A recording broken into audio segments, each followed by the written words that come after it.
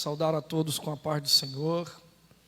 Uma noite de graça, uma noite de salvação para todas as nossas famílias e para todas as casas que têm sido alvo desta live nesta noite.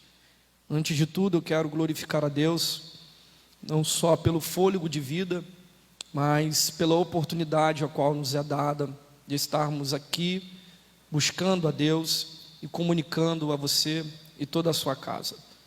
Minha gratidão a Deus, ao pastor Carlos, por mais esta oportunidade, a qual nos faz termos para sermos canais de Deus aqui para a sua igreja.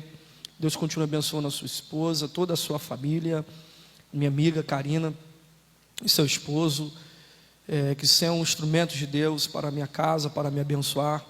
Fico muito feliz sempre que posso em revê-los e que a boa mão de Deus continue estendida sobre a casa de vocês e todos que compõem este ministério, que põem esta casa. Infelizmente, neste período difícil, você não pôde estar aqui, as portas da igreja estão fechadas fisicamente, mas estão abertas e a gente está promovendo e propagando o nome do Senhor.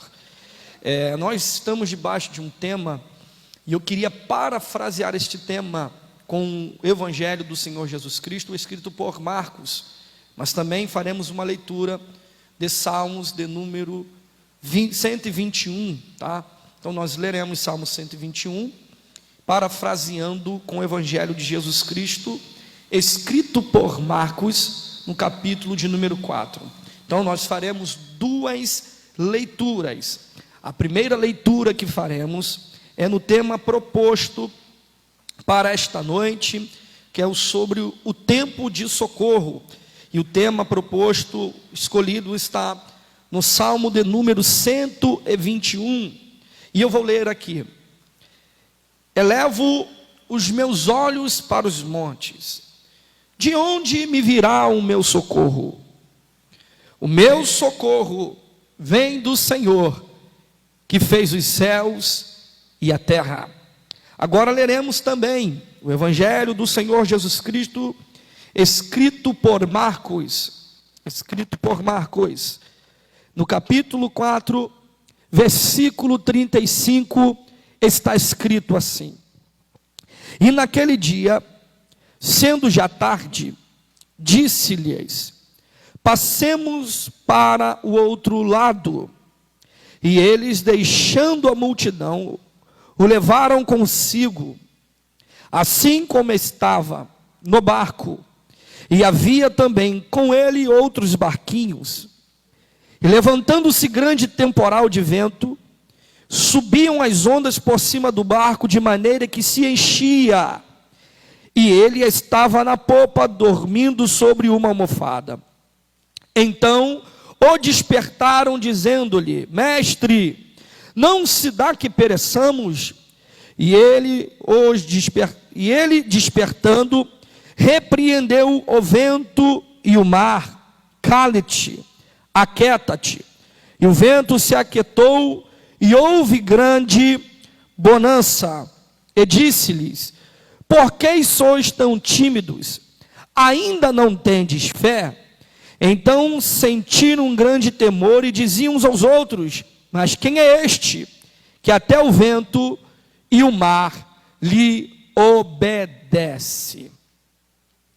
Quando nós lemos o Salmo de número 121, nós percebemos neste cântico de romagem, neste cântico de peregrinação, onde os judeus faziam todas as vezes que subiam ao templo nos períodos da festa para cultuar a Deus, uma certa confiança do autor em Deus, uma fé inabalável.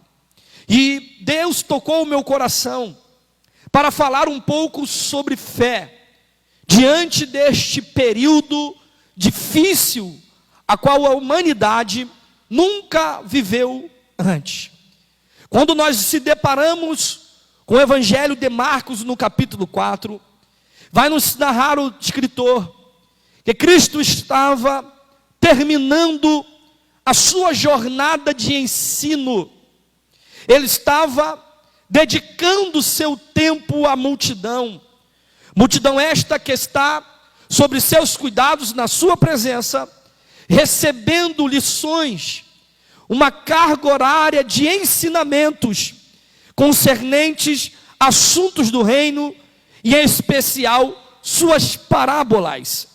E o interessante é que o findar desses ensinamentos, deste período didático, Cristo agora reúne seus discípulos e vai lhes dar uma ordem para que eles entrem no barco e passem para o outro lado da margem do lago que estava em questão. O que me chama a atenção dentro deste texto, gente, é que o decorrer da passagem, o barco em que Jesus está com seus discípulos vai ser acometido de uma forte tempestade que vai ameaçar a estrutura da embarcação, vai ameaçar a vida dos seus tripulantes. Cristo, obviamente, sabia que no meio daquele caminho, que no meio daquela rota, que naquela navegação, eles seriam surpreendidos pelos ventos fortes. Cristo sabia, obviamente, que uma tempestade iria chegar. O que Cristo está querendo é ensinar algo a mais aos seus discípulos. Pois uma coisa, ou coisa boa fosse, que os ensinamentos de Cristo ficassem somente no campo da teoria. Porque na teoria, tudo é muito mais fácil. Na teoria, tudo funciona. Mas a gente sente os apertos quando nós temos que, na prática, mostrar o que nós aprendemos. Coisa boa, pastor Carlos, fosse se que nós ficássemos somente no campo da teoria, ouvindo mensagens, ouvindo pregações, ouvindo ensinos, de que a vida não é fácil, de que nós passaríamos por tribulações, que nós passaríamos por dias difíceis. Mas, na verdade, o que ouvimos é somente um treinamento, um aperfeiçoamento de Deus com a nossa fé. Porque um dia, o dia mal chega, um dia a aprovação bate em nossa porta. E é nestes dias que nós temos que mostrar para que nós viemos. É nestes dias que nós temos que mostrar aonde está a nossa verdadeira fé. O que me chama a atenção é que Cristo agora está mandando os seus discípulos: passemos-nos para o outro lado. Eu gosto deste termo, pois Cristo está se incluindo na jornada. Ele está se incluindo na viagem. Ele está dizendo: vocês não vão atravessar o lago sozinho. Eu sei que é distante, eu sei que é cansativo, vocês não sabem, mas eu sei também que vai soprar ventos fortes. Mas eu estou me incluindo na viagem. Vocês não vão passar sozinhos, eu vou passar com vocês. Passemos-nos para o outro lado. E o texto diz que Jesus está dentro da embarcação agora, mas seus discípulos vão tomar o controle, vão tomar as rédeas da navegação. Segundo o autor, navegando eles, Jesus adormeceu, pegou uma almofada, se retirou a polpa do barco e agora vai reclinar a sua cabeça. É quando os seus discípulos, achando que estava no controle da situação, achando que estava no controle da viagem, eles são surpreendidos por fortes ventos. E tinha homens ali acostumados com o mar. Talvez no início dos ventos, alguém estava naquela embarcação dizendo: eu já passei por ventos como este. Ventos estes que são normais passarem por aqui. Mas de repente, as coisas vão se agravando, vai saindo do controle. E o texto é claro, que além do barco ser açoitado pelas ondas, as águas já estão cobrindo o barco, de modo que o barco já se enchia com as águas que estavam entrando. Mas o que me chama a atenção é que os discípulos estão aterrorizados, os discípulos estão com medo, os discípulos estão movidos por um pânico. Enquanto isto, Jesus estava dormindo. E este dormir no meio da tempestade é o da segurança, é da tranquilidade, Parece que ele está mostrando aos seus discípulos que saiu do controle deles, que saiu da força humana, do controle humano. Mas enquanto eles estão desesperados, Jesus está descansando tranquilamente na mesma embarcação. É quando os seus discípulos vão despertá-lo do sono, aterrorizados, dizendo: mestre, não se dá que pereçamos. Jesus se levanta, gente, vai repreender o vento, vai acalmar as águas e vai virar para os seus discípulos e vai dizer: por que estão tímidos? Não tens fé? Oh, aleluia! E isso trouxe um grande temor em seus discípulos, porque eles fazem uma pergunta: quem é este que até o mar, os ventos lhe obedecem? A primeira lição que eu quero passar a você diante deste texto é: no caminho, na jornada que Cristo traça para a nossa vida, ventos aparecerão. Esses ventos vão chacoalhar a nossa vida, vão nos ameaçar, vão tirar o nosso sono, vão trazer desespero. Mas a primeira palavra que eu libero para você é: Jesus está no mesmo barco que você. Ele não deixou você passar sozinho. Ele está dizendo: eu estou contigo no teu quarto agora, eu estou contigo quando você vai ao médico, eu estou contigo quando você procura emergência. Deus está dizendo para alguém: fique tranquilo, porque Ele não deixou você passar por si sozinho neste momento de tribulação. Ele está dizendo para você: eu estou contigo. Oh, glória! Não deixe que a luta roube a percepção. Não deixe que esta diversidade roube a sua sensibilidade de entender que, por mais que esteja difícil, Jesus está com você. Aleluia! Oh, aleluia! Os discípulos deixaram Jesus dormir. Parece que Jesus estava dando uma lição para eles neste momento, porque a calmaria do mar fez eles tomarem as rédeas da situação. Segundo o autor, quem navega são eles que estão no controle do barco, são eles que estão no controle da situação. E tem horas que as coisas tranquilas em nossa volta faz a gente tomar a rédea das coisas e se esquecer que quem tem que estar no controle, independente da situação, é Cristo. Olhe para cá. Só que o momento desesperador fez eles procurarem a Jesus. Olha que interessante. O momento de aflição fez eles procurarem a Jesus. Talvez neste momento difícil, nesta ameaça que você esteja vivendo, neste enclausuramento que você está sofrendo, seja uma oportunidade para você buscar quem realmente pode resolver o seu problema. O salmista disse: eu elevo meus olhos para os montes, de onde é que me vem o meu socorro?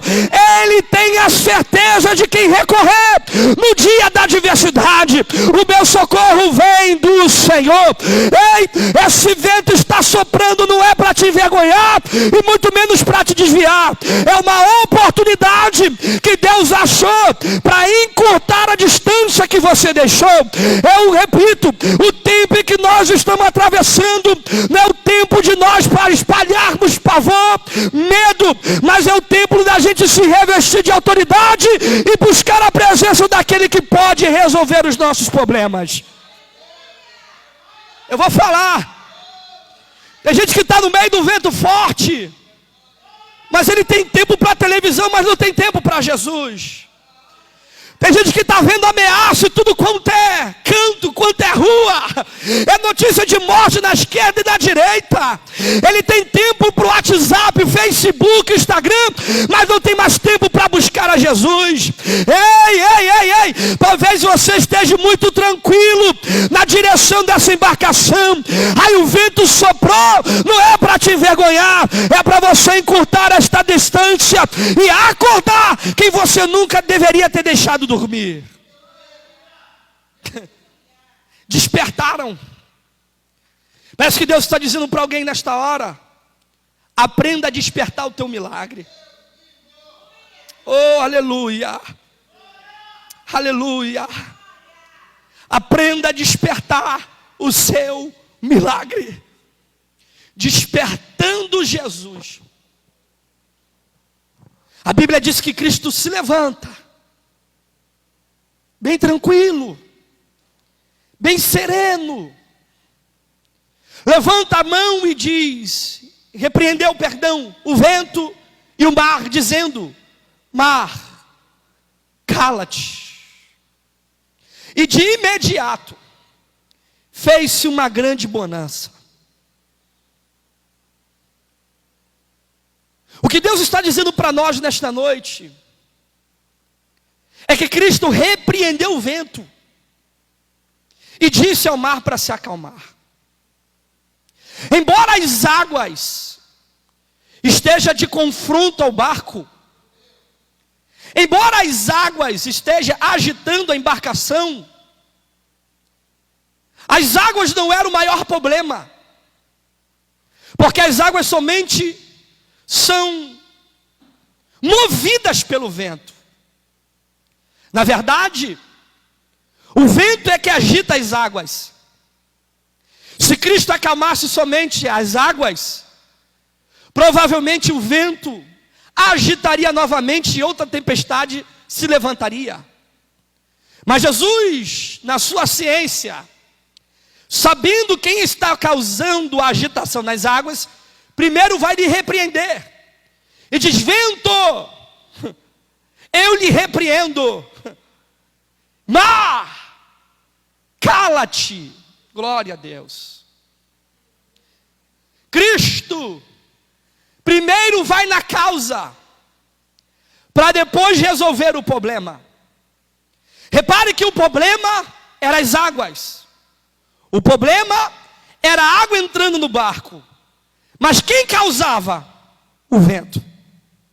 Não adianta solucionar o problema sem que a causa ganhe a solução. Eu não sei se você está conseguindo compreender o que Deus está falando e começando a fazer na sua vida.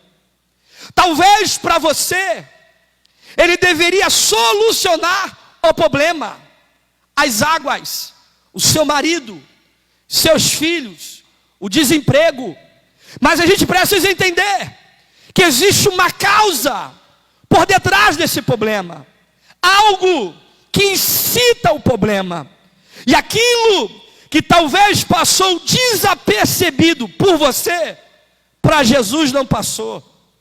Aquilo que passou desapercebido pela sua casa, para Jesus não passou. Para muita gente é somente o teu marido problemático, mas Jesus já está vendo o que está por detrás desse marido problemático. Para muita gente é só um filho rebelde, mas Jesus já está vendo o que está por detrás desse filho rebelde. Para muita gente é só uma enfermidade, mas para Jesus, aleluia, Ele está indo na causa desta enfermidade. E eu tenho esta profecia para te entregar. Jesus hoje não vai só solucionar o problema, porque se Ele só solucionar o teu problema, amanhã Ele retorna para tirar a tua paz. Amanhã Ele retorna para tirar o teu sono. Amanhã Ele retorna para te trazer intranquilidade. Mas receba esta palavra: Jesus está tocando na causa hoje também. Eu não sei se a causa é natural, eu não sei se a causa é espiritual, mas não importa de onde veio, eu só sei que Jesus vai solucionar ele também. Me fez lembrar de uma passagem de Jonas. A Bíblia diz que Jonas entrou numa embarcação fugindo do endereço que Deus lhe dá. A Bíblia também vai dizer que Deus agora vai soprar no mar um forte vento. Olhe para cá, não perca isso. O Senhor soprou no mar um forte vento. Os marujos, percebendo que a tempestade está ameaçando o navio, começaram cada um a clamar ao seu Deus, segundo o texto. Está cada um clamando a Dagon, a Astarote, a Baal, a Moloque, enfim. Cada um está clamando ao seu Deus. Oh, irmãos, e o único representante de Deus naquele navio, que era Jonas, estava dormindo nos porões. Olha que interessante. Enquanto os marujos estavam clamando, o único representante de Deus na embarcação estava dormindo. Que lição nós tiramos aqui? É que os marujos, mesmo sendo ímpios, eles perceberam que a causa da tempestade não era natural.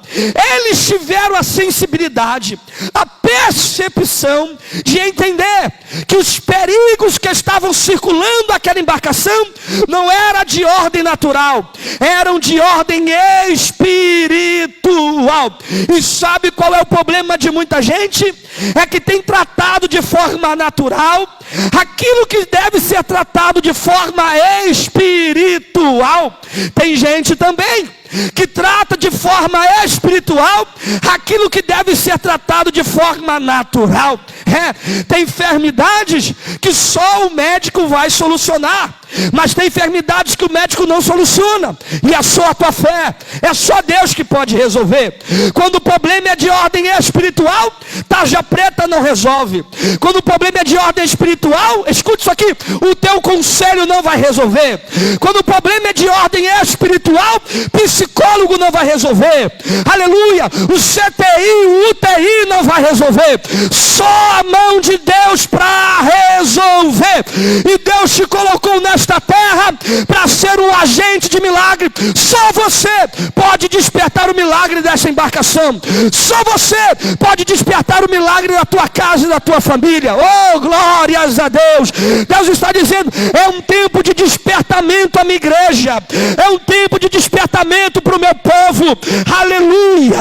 Deus está chacoalhando os quatro cantos deste planeta para acordar uma igreja que dorme diante de tantos ventos que circulam a nossa embarcação. É vento de doutrinação, é verdade, é ventos de ideologias. São tantos ventos hoje que circulam a nossa embarcação, mas há poder no nome de Jesus.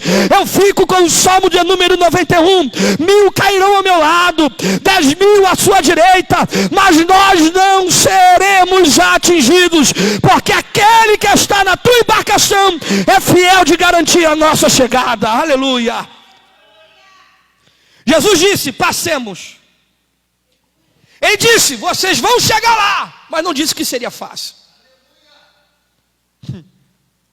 Ele disse, vocês vão conquistar, mas não disse que seria fácil. Talvez o vento chegou na tua embarcação. O desespero já está tomando a tripulação. E aí chega essa live na sua casa dizendo, é tempo de socorro. E o socorro já está aí dentro. É só você despertar. É só você acordar. Bem verdade? Quem precisava acordar não era Jesus. Quem precisava acordar eram os discípulos. E entendendo que quando sai do seu controle, não sai do controle de Deus. Pode ter saído do teu controle, mas não saiu do controle daquele que guarda a tua casa e que guarda a sua família. Depois de uma grande bonança, pastor Carlos, Jesus olha para os seus discípulos e diz, por que estão tímidos? Vocês não têm fé? O intuito desta live é que hoje é produzir fé em você, ou fortalecer a fé que o inimigo está tentando abalar. Eu sei que o cenário em nossa volta é caótico. A gente tem visto até crentes morrendo. E a gente pergunta, aonde é que está o nosso Deus? E deixa eu te dizer, mesmo que o Senhor não nos livre da morte, a morte para o cristão não é o fim, é apenas o início, oh glória a Deus, de uma nova vida, uma nova face na presença de Deus. Nós fazemos parte de um único povo na terra, que mesmo diante da morte, saímos vitoriosos. E a palavra que eu deixo para você é, que ao soar da última trombeta, os mortos ressuscitarão primeiro. E logo em seguida os que estiverem vivos e sobreviverem, oh glória, surgirão também com corpo transformados e entraremos nas mansões celestiais para participarmos da boda do Cordeiro. Ei, não deixa essas lutas tirar de você a tua fé.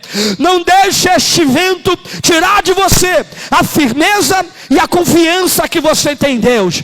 O vento pode estar soprando lá fora, mas mantenha firme a sua fé e a sua confiança em Deus. O mundo pode estar desabando em sua volta, mas mantenha firme e a fé em Deus.